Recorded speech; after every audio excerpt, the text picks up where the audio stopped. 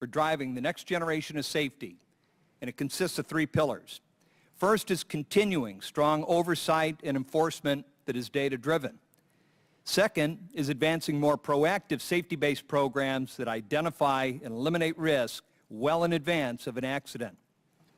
And third is ensuring predictable and reliable federal funding for rail in order to improve infrastructure through capital investments and to develop new safety technologies through robust research and development. 20 tank cars, array them as if there had been an accident, outfit them so that they, in fact, will burn, buy foam, buy equipment for people to wear, to go out at 2 o'clock in the morning to deal with the emergency. And then I want to begin by addressing the elephant in the room on the issue of rail safety, and that is fatigue. Addressing the issue of fatigue could drastically improve safety in the railroad industry. The majority of our locomotive engineers and conductors in freight service work on call 24/7, 365 days a year, and receive as little as an hour and a half notice before they have to go to work for a 12-hour shift.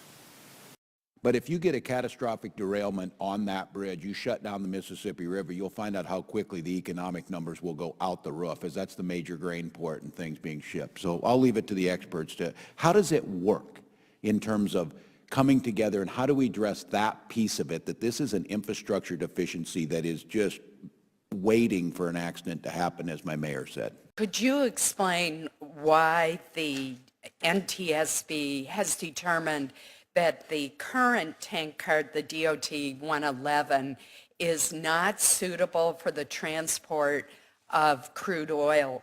When you're moving crude oil, you're talking about a much greater risk. In particular, when we're seeing unit trains, we're talking about 100 tank cars in a single train, and that really does compound risk. That we're seeing an exponential increase in the movement of crude oil by rail, 25% since January 2012, and 37 times the amount of crude oil by rail that we saw since 2005.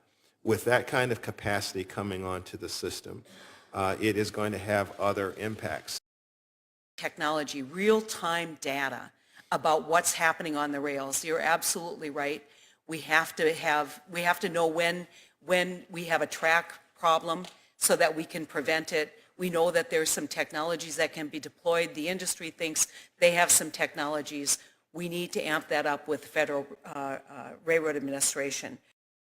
You know, we could condone the existing new design and say if you buy that, you can use it for the next 30 years. We could look at what NTSB has proposed as a design and put that out there. We could have some certainty. Right now, there's so much uncertainty. People aren't going to make the investments in safer cars, and we're going to keep running these crummy 111s as they are.